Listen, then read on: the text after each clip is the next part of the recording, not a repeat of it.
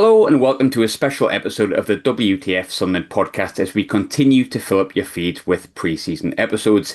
Granite Xhaka is in the door and we're all feeling a little bit giddy and excited and hoping for more at the time of speaking.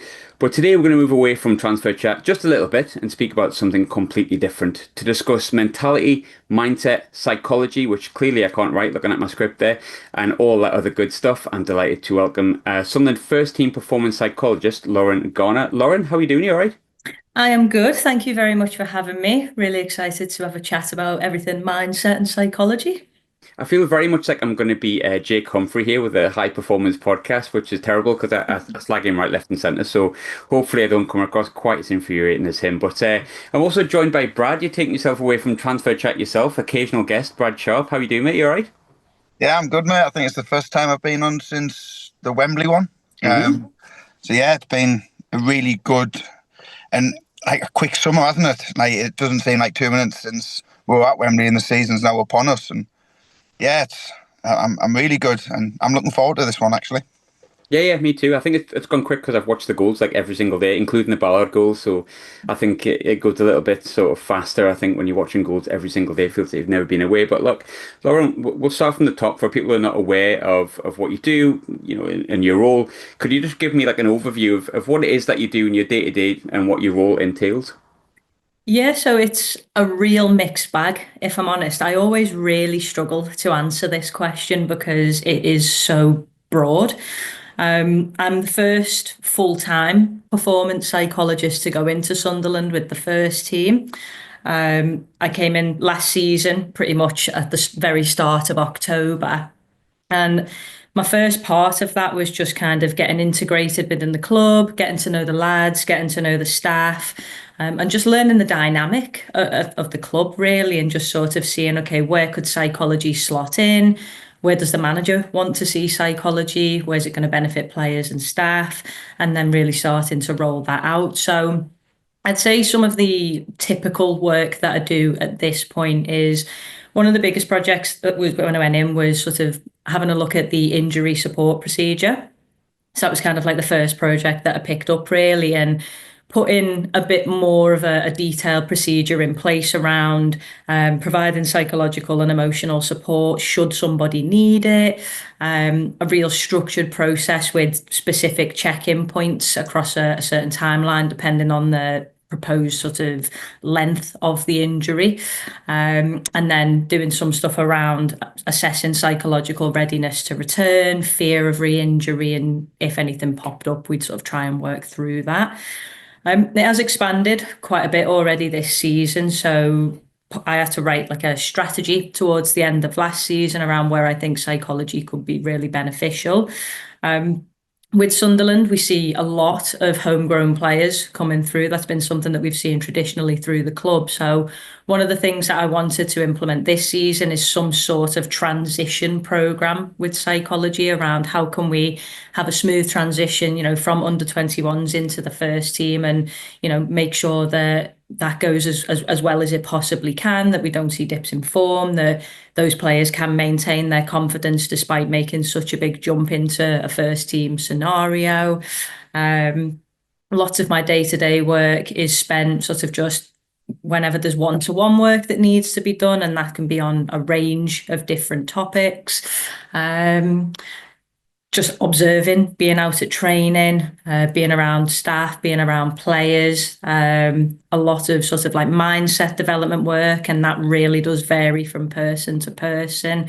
So a bit of a long-winded answer, but it is such a broad role that honestly no day is the same for me. It's funny that you said that you came in October, and I'm thinking October to May, pretty decent first season to enjoy that. And quite a rewarding one, I imagine, from the role that you do. Yeah, what a season to come in. Like, what a fantastic season. It was absolutely unbelievable. It was nothing short of amazing. I've been in sport for about 5 years now as a psychologist, different sports, mostly football, but been in other areas too. And that season will forever stay in my memory as one of the best experiences of my life. It was funny actually. I did a post after the Wembley final, and I was talking about, there's just two moments from that season that will always stick with me. You know, Dan Ballard's last minute goal, what an atmosphere that was. And I almost flew out of my seat when that happened. And then it's like, you know, we go to Wembley and the lads win it and we get promotion to the Premier League. And for me, that was really special experiencing that with the lads and with the staff. But being able to have both of my parents at that game and them experiencing it and them seeing firsthand what I see so regularly and just seeing how much they enjoyed it was just that was really personal to me. But what a group of lads to share that with and what a group of staff to share it with. It was just phenomenal. Yeah, it was pretty amazing, wasn't it? Lauren, you mentioned about like what your role is, and I'm just interested really. How did you get into it, and what was your pathway that got you into the football side of things? If I'm honest, I kind of fell into football really. So if I go back to sort of the start of the journey of becoming a sports psychologist, so pre-COVID, which is now a long time ago. It feels like it was yesterday, but pre-COVID, I was a personal trainer. So I was working in a gym, just helping clients be fitter, healthier, and make better lifestyle choices.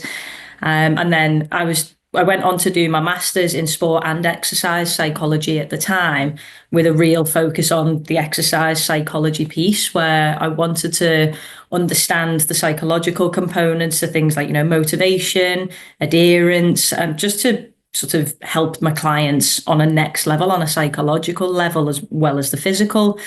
And then with COVID, all of the gyms closed down, but to some extent, sport did continue.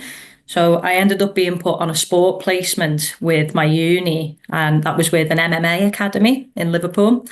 And I just fell in love with working with athletes at that point. I'd never experienced anything like it. I'd never been around people with mindsets like it.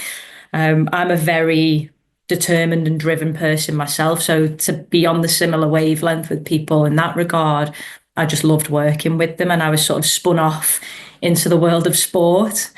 From there, I then, after the masters, went on to start my doctorate. And that was specialising in sport and exercise psychology on the next level. And then I ended up working in professional rugby at that point. So I went into men's championship rugby. So I was with Widnes Vikings for a little bit. And then at the same time, I was working with St. Helens Women's, so Women's Super League rugby. And then I was doing a little bit of work in sort of like pre-Olympic rowing, with sort of 16 to 18-year-olds who were trying to compete and get a place at the Olympics. Did that for a year. And then I saw a job with Blackburn Rovers. And I come from a family of football fans. We've always been massively into football. And I just applied for the job. I thought it'd be an incredible experience to get into the world of football. I went and did a full assessment day. There was me and about 7 other people. And they just seemed to like something, took me on part-time. 6 months later, I was made full-time and head of psychology across Blackburn Rovers Academy. So I was 9s all the way through to 21s. Spent 2.5 years at Blackburn and then was sort of ready for a new challenge naturally at that point. Saw a job come up with Tottenham Hotspur with their academy. Again, 9s to under 21s. Went for that role and ended up going to Tottenham for just short of a year. Again, great experience. That was the step from the Championship into the Premier League at an academy level. And then while I was at Tottenham, I saw the role with Sunderland come up. And I just thought, I cannot ignore this. You know, it's a first team opportunity. Sunderland are a massive club with masses of history. What an opportunity that would be. And here we are. So yeah, kind of just fell into football in a way, really. It was pretty much off the back of COVID, if I'm honest, but I've never looked back once and I have absolutely zero regrets. Well, you've landed up, which is the best club in England, so you've got to say you've definitely fell up with, shall we say. But Yeah. would obviously, for confidentiality, we don't want to go into any place specifically, but because this has been mentioned as something that's out in the open, you talk about enjoying working with players and sort of athletes and mentalities. You've mentioned it a few times, Luke, about the story from him coming in his debut, and he's been quite open with that. How interesting do you find that story? Like Luke's I think he got took off at half time against Charlton. Really, really disappointed with that. Beat himself up. I think he spoke about it, and now he ends up in the Premier League. Like, how inspiring are stories like that, just within the football club, and also you personally, just to hear those stories. Knowing the man that he is now and seeing where he's come from. Yeah, I think he's brilliant. I love interacting with him. He's one of the most positive people I think I've ever met. He can take things on the chin like no other. He can bounce back from mistakes like no other person. And to see that mindset that he has, and now he's sharing it with younger kids, and he does a lot of mentorship and supports younger kids through similar experiences that he's been through. It's honestly nothing short of inspiring. And he probably doesn't realize this, but his mentality and the way he is and the way he interacts with people really does inspire me to want to be similar, and I just find him really inspiring and just a really nice guy. But to see him, as you say, come through and now he's in the Premier League, like what a story that is.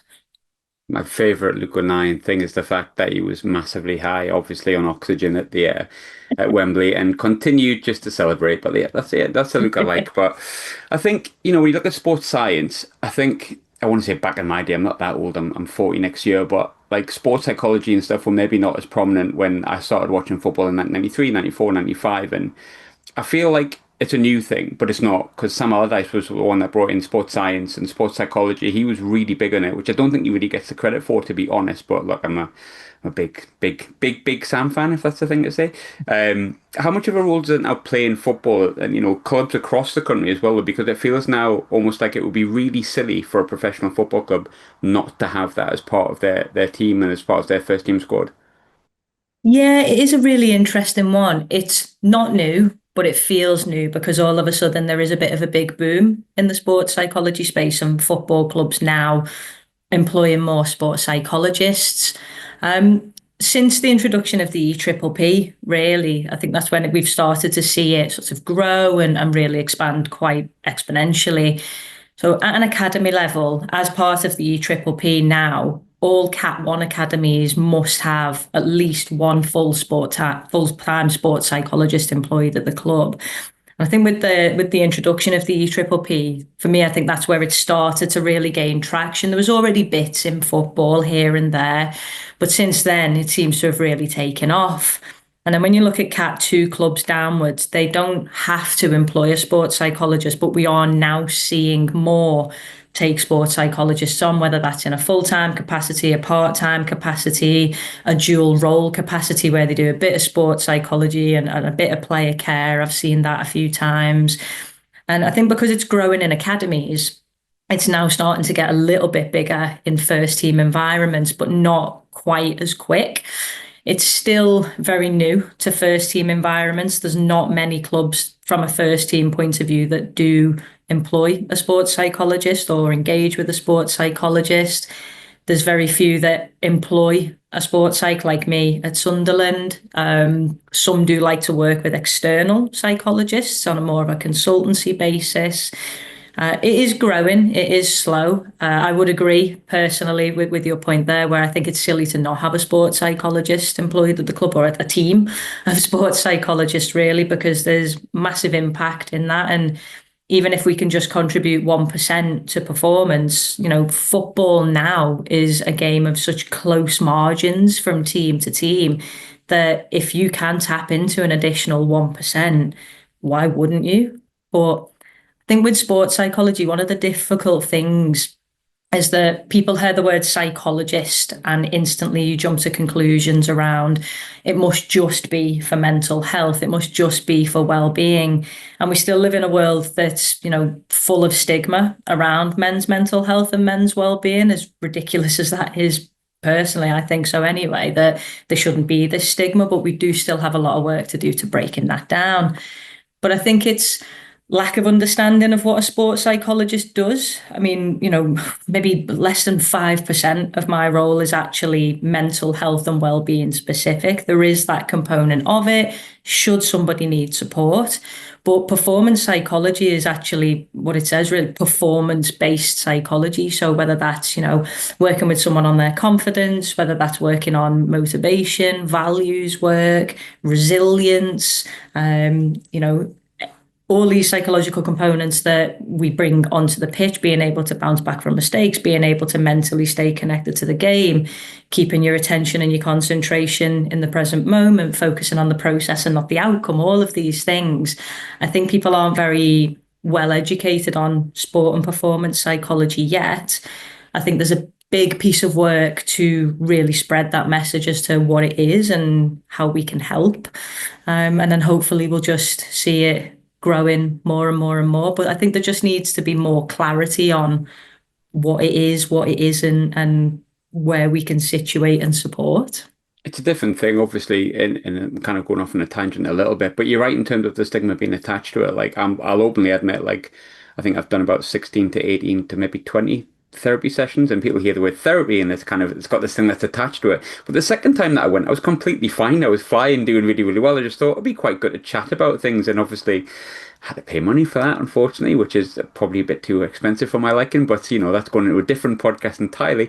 But I do agree. I think that there's certain words and certain things that are attached, especially with men. Like, you can't really deny that. But performance psychology very much is making sure you got the right kind of mindset to perform. Like, it seems crazy to me that clubs wouldn't have it. But I think where a lot of it's probably come from across the board, like even in my job and my day-to-day working as a journalist, like social media is such a big thing. And I've often said I probably wouldn't use social media, to be honest, if I didn't need to. Unfortunately, I'm a journalist. It's kind of hand in hand. I kind of need to promote things the same as a football club needs to promote a new shirt, tickets for a game.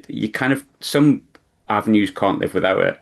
And I think the generation below me, which is mainly, sadly for me, players that are playing football on a professional basis now, which makes me feel really old, do use social media. You hear about players using social media, looking at social media. Some don't, some look really, really into it. We've just shown Luke before. Luke's really savvy with social media with I think it's an Game Academy that it's called, I think. But how much has social media changed things from a psychological perspective for professional athletes? Because it adds pressures. And what are the pressures that you find it does add? And what are your techniques to help players deal with that sort of stuff? Because social media is, I'm trying to think of the best word for this. That sounds a bit less hard, but it's vicious. Yeah, it is. It's toxic. It's vicious. It is. It's an interesting one. Social media. We live in a world now, a digital world where everything goes on social media. But when you are, a person in the spotlight, like a professional footballer, you can be in the spotlight in a game. There's, media around like training sessions and essentially when you're at work, whether that's at the training ground or the stadium, you're in the spotlight. But now you're constantly in the spotlight because of social media. There is always eyes on you. You can't go through the front door without somebody potentially taking a photo of you, posting, I saw this person here. And it's almost like you have to keep this sort of professional demeanor everywhere you go, and keep up this a bit of an image, really. And I imagine that must be exhausting. It must be exhausting, always wondering who's around, who's going to be where I'm going, constantly being under the microscope. I don't even know if I'd be able to deal with that, just constantly feeling like you're being watched. And I always think about academy youth players coming through and their engagement with social media, because we are in a world now where it's all about likes, it's all about comments, it's all about engagement, it's all about praise. And, when a footballer's scoring goals, they're the best person in the world. They're getting the hearts posted on, their social media pages. They're getting all of the likes. They're being told how fantastic and amazing they are. Yeah, you lose a game and then it's the polar opposite. You're being told that, you're a terrible footballer and that you don't deserve to play. And people are inboxing you, directly messaging you abuse. We see racial abuse come from that.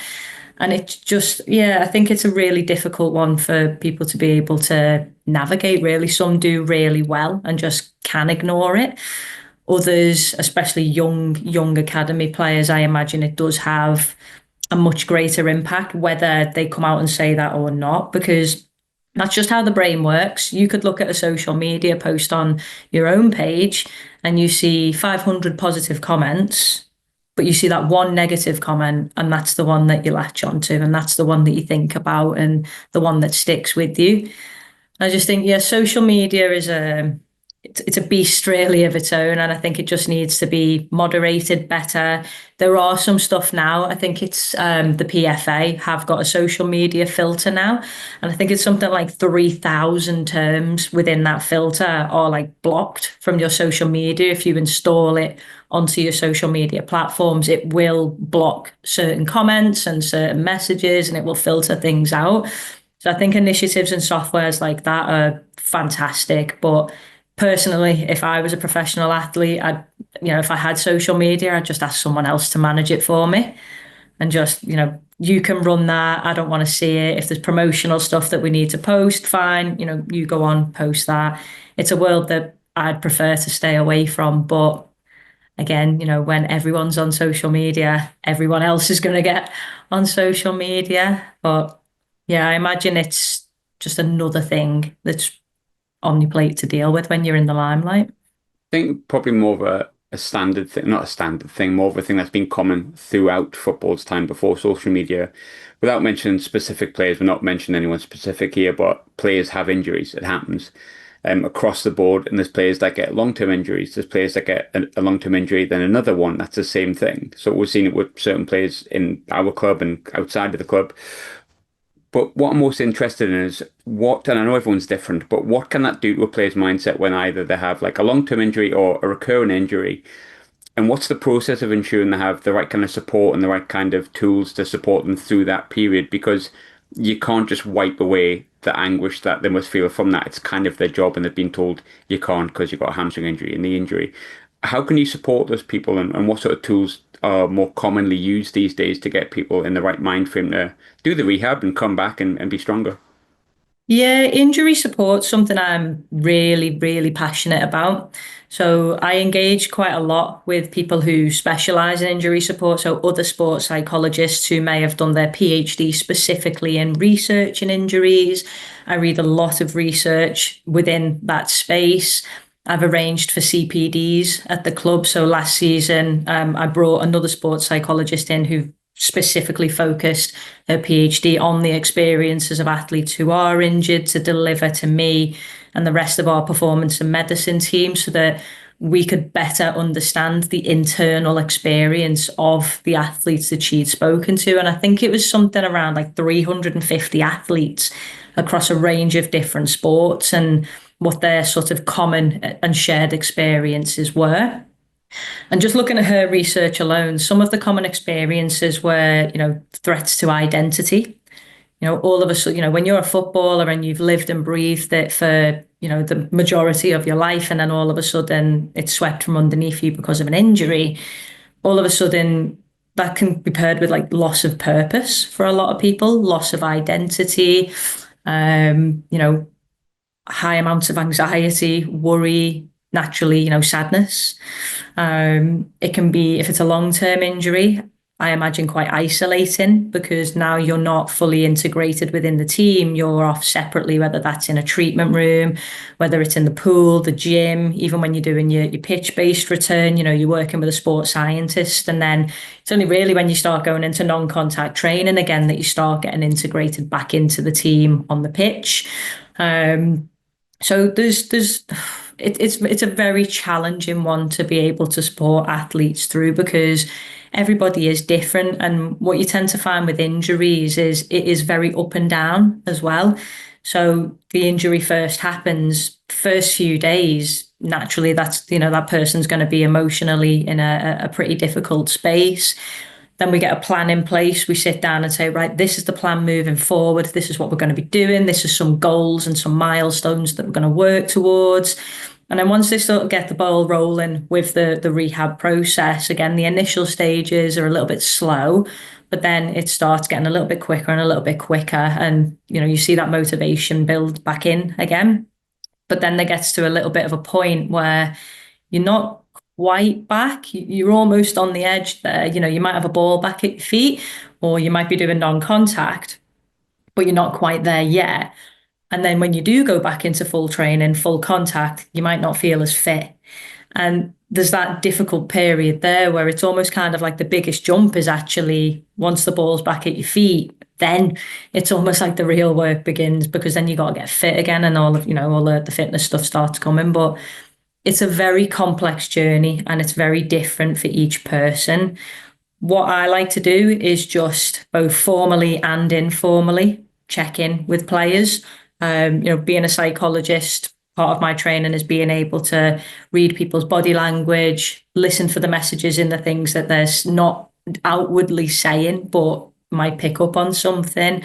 I spend a lot of time around the treatment room, just when lads are getting treatment, just, checking in informally. If they come in for wellness in the morning and it's been about 10 days since we formally sat down, I'll say, oh, should we have a catch up this afternoon? Just see how you're getting on. In that session, ask, is there anything that you need? How are you feeling? Is there anything I can do to support? What's going to help?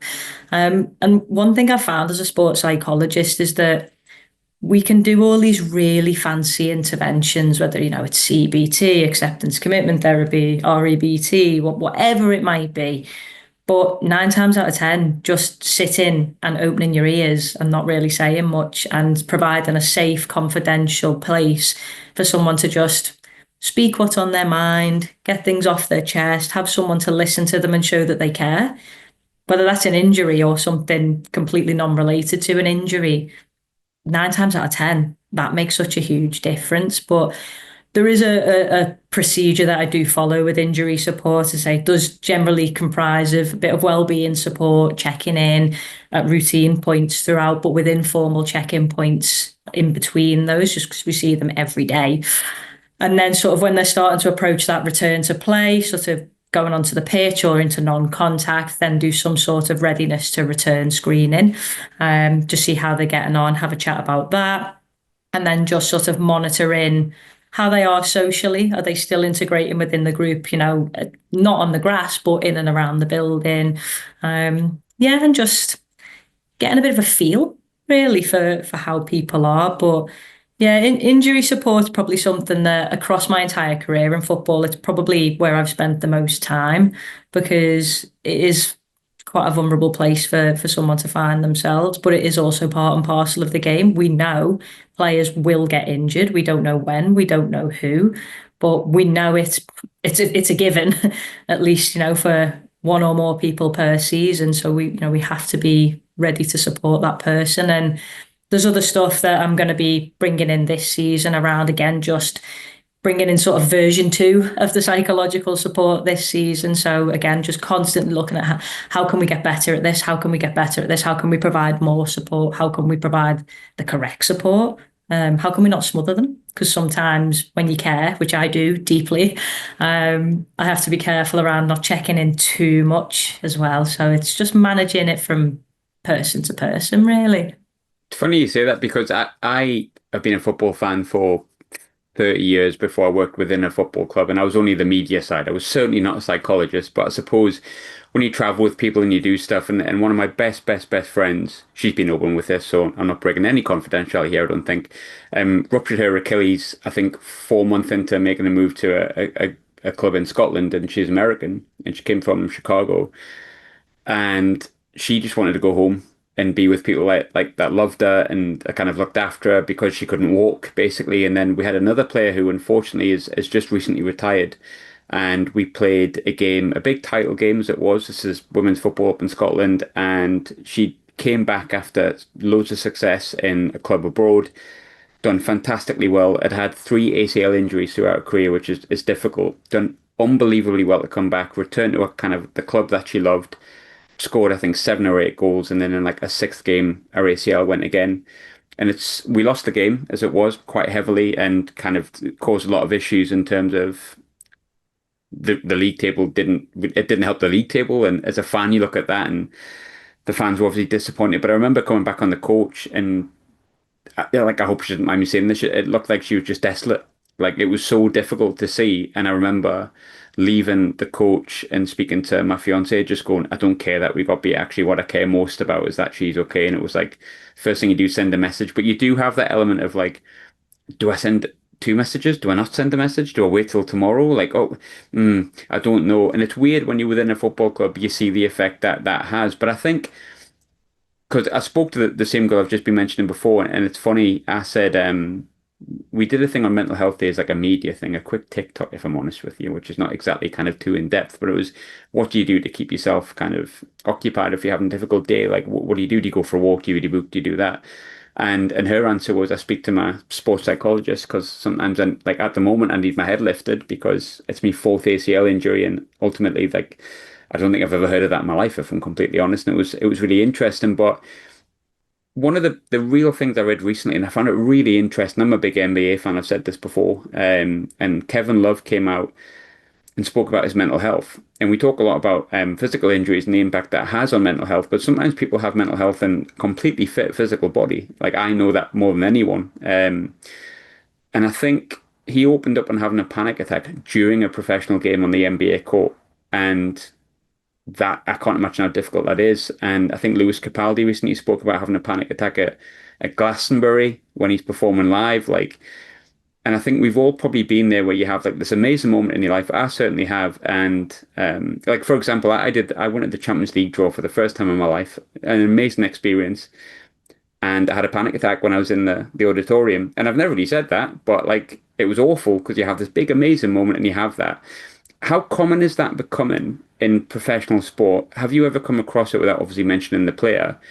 And and what techniques and tips are sort of set up to help professional athletes that maybe suffer from anxiety attacks, suffer from panic attacks, especially like maybe when it could happen at any point on the pitch, during an interview, post-match, pre-game? Like, how common is that these days, and what sort of support is there for players?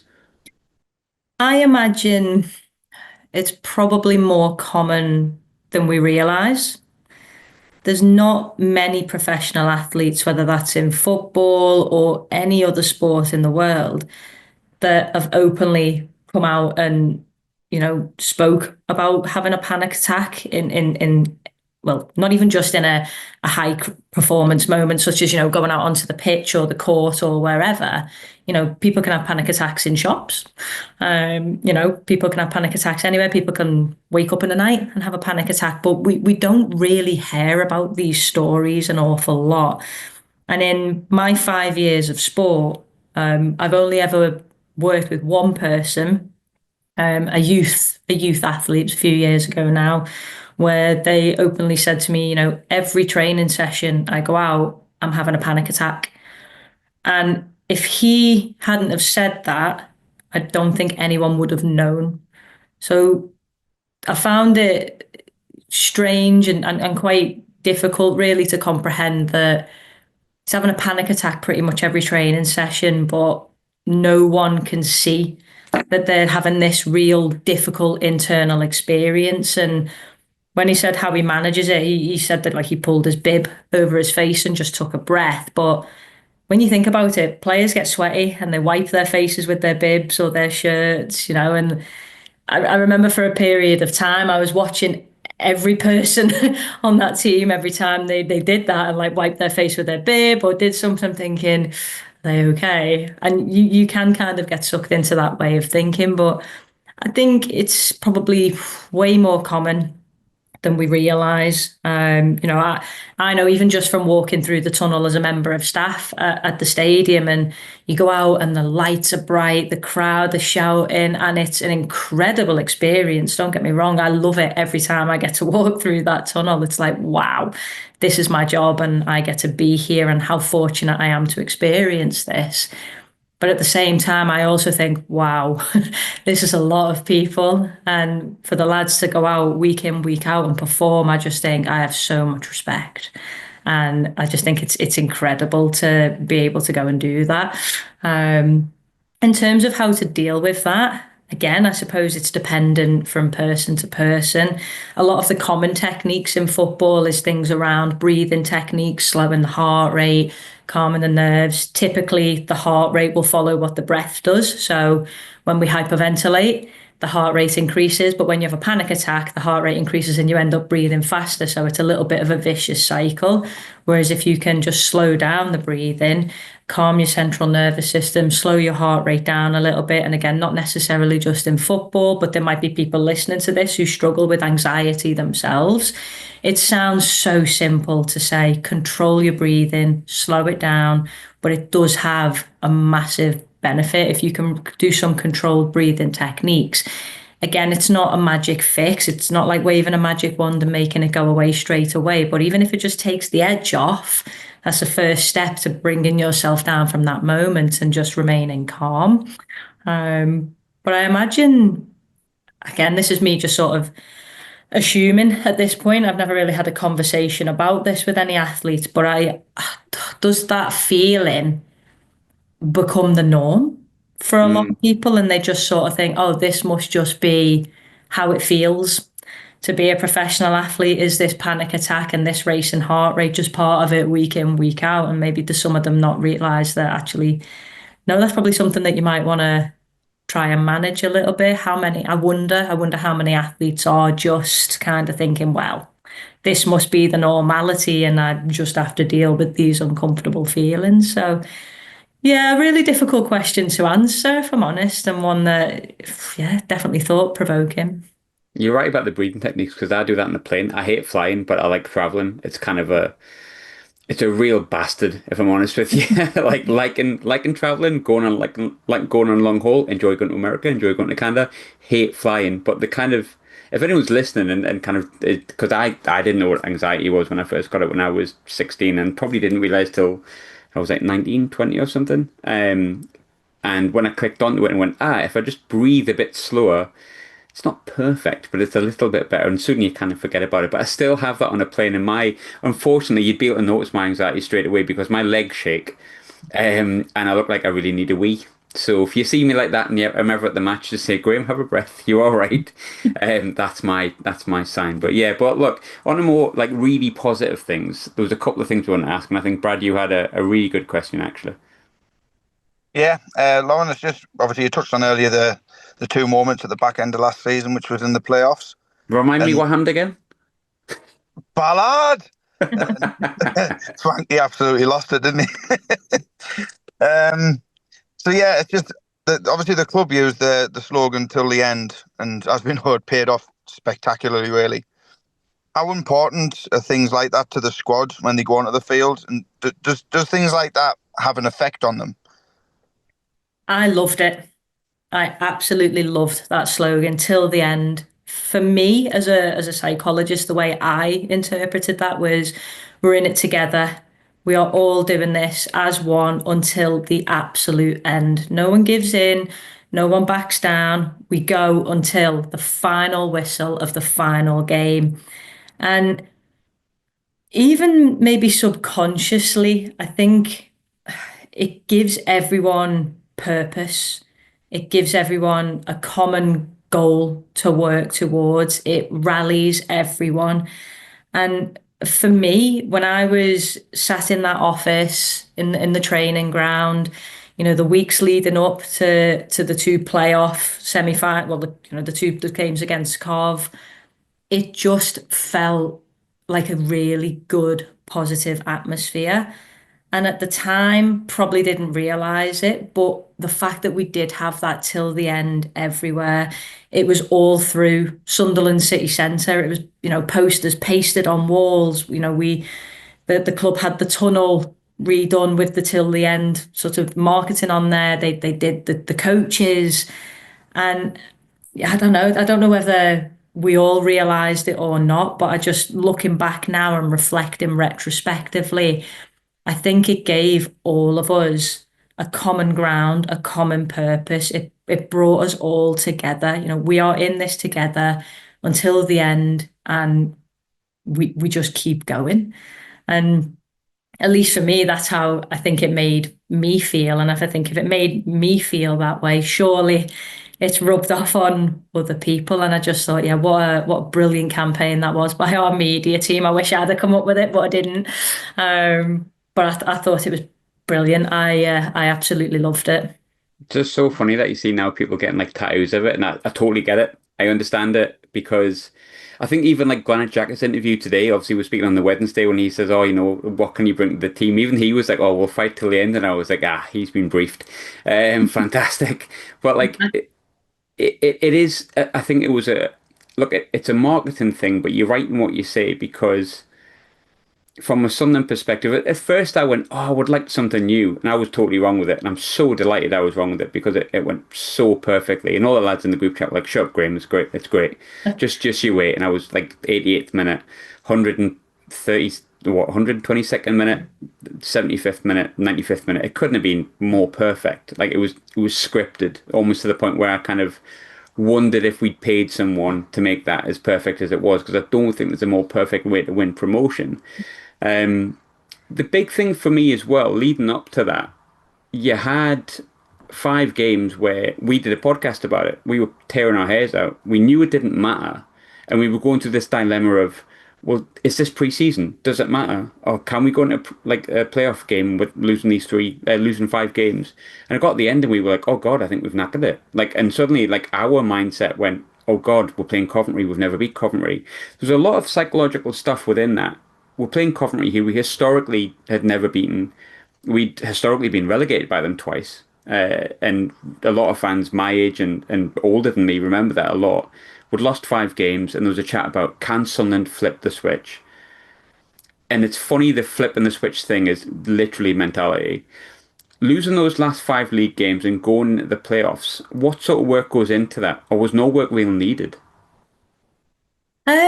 Do you know what? It's interesting what you say there around thinking about Coventry. You know, we've never beat them. We've been relegated by them twice, and it would have been really easy for that to be the narrative that everybody followed. You know, oh, we've never done it, so we're not going to do it. Whereas actually, I look at that and go, okay, you've never done it, but you can do it sometime. Someone's got to break the cycle.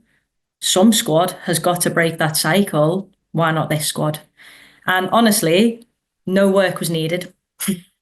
I'd love to come on here and say I did all this work and I motivated everyone massively and I did all these great team workshops and we got the lads over the line, but no work was needed. They just, again, was it the till the end stuff? Because I feel like that created a movement in Sunderland. It was bigger than inside the training ground. It was so spread across Sunderland and all of the fans across the country. It was like a movement, and it was unbelievable to see it.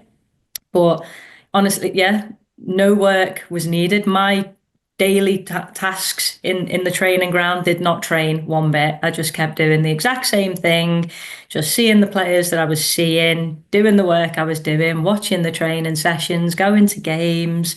And for me, not an awful lot changed because the lads, the lads, the staff, we all felt it. There was just this atmosphere in the training ground where at least I felt like everyone was ready. Everyone wanted to get stuck in.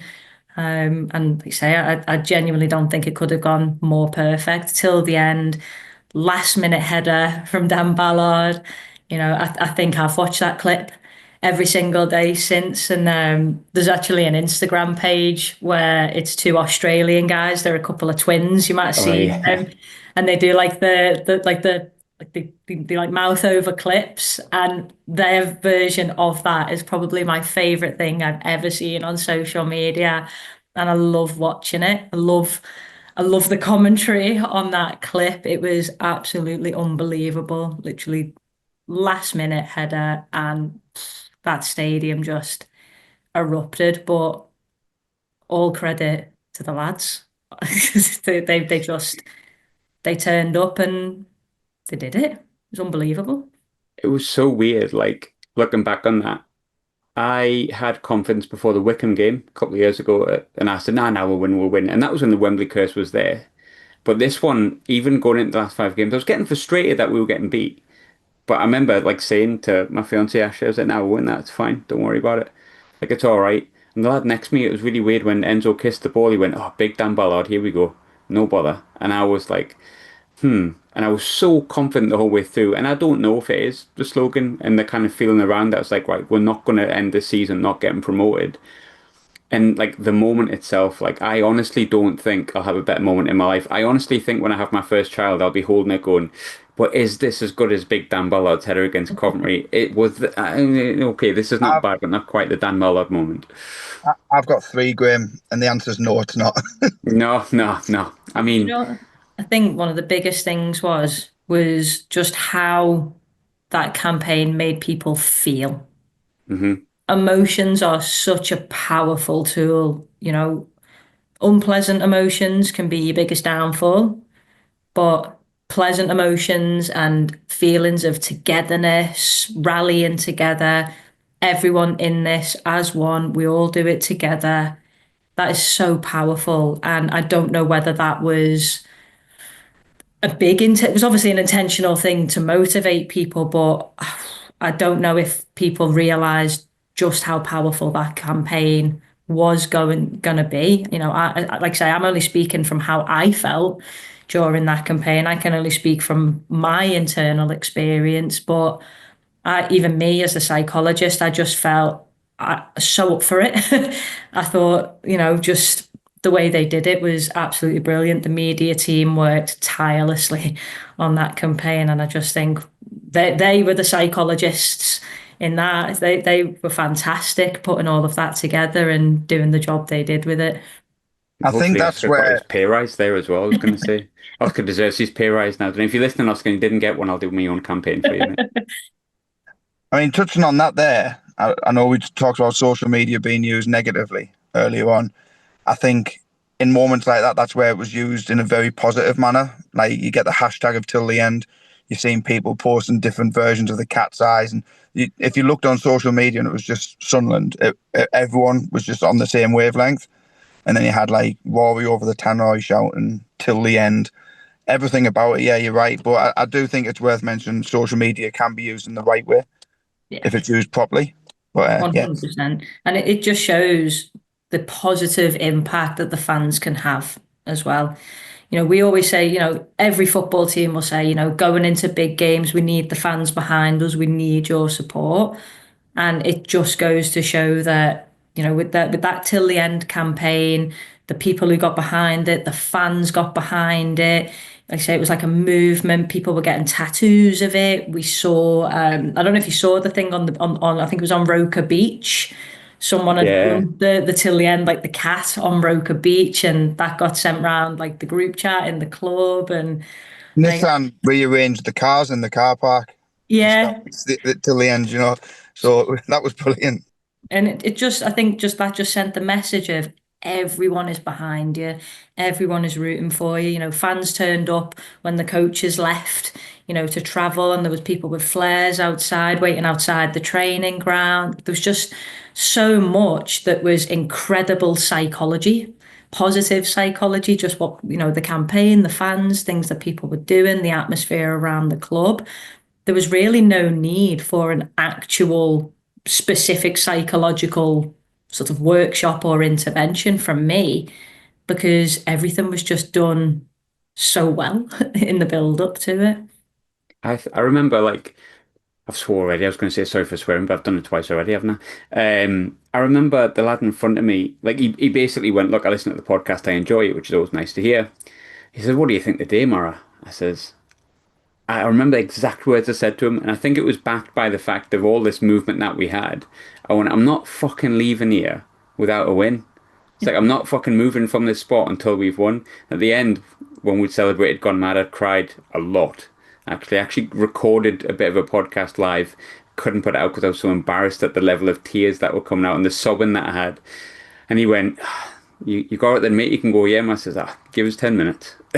just give us 10. Just let us just wrap this in a little bit. But look, the final question I wanted to ask again, I don't think you need to, and I certainly don't want to go into depth about specific certain players. But what I would say, I can name the player. Like, I know he's gone now, but like Joe Bellingham was, like, for me, a massive example of just brilliant mindset. Like, and this is kid that's 19. Look, if I speak to a 19-year-old in the pub or down the street, I just think, God, you've got a lot of growing up to do. I remember listening to the likes of Job, Dan Neil, lads that are a good decade and a bit younger than me, and going, oh my God, you're wise. Like, where's that come from? Like, how good of a group of young lads do we have at Sunderland in terms of like their mindset? Because they all just seem, just collectively, so mature, switched on, balanced, and quite clearly that played an awful big role in that 3 year period where we grew from newly promoted Championship team to newly promoted Premier League team. And like, how good of a set of lads do we have, is what I'm asking, basically. Honestly, one of the most common questions I get asked by people when they find out I work at Sunderland is, and I need to tell him this, I actually haven't told him this, but I always get asked, is Luke O'Nien really that nice of a guy? Like, yes, nicer. He's such a good lad. He's a really nice guy. But they all are. I can honestly say, hand on heart, when I came to that club in October, I was welcomed like that by staff, by players. I felt so welcome in that building. And it felt like I'd been there for so long after a week. I just felt like I belonged there. Just a great group of players, a great bunch of staff across the first team, the academy, the women's. I just genuinely think everyone in that building's just a really nice person, great people. Like, you'll have met a lot of them yourself, and I'm sure every interaction's only ever been positive. Great people, honestly. I can hand on heart say that with all truth that yeah, just a great bunch of people. I really enjoy being at the club. I enjoy being around the people that are there.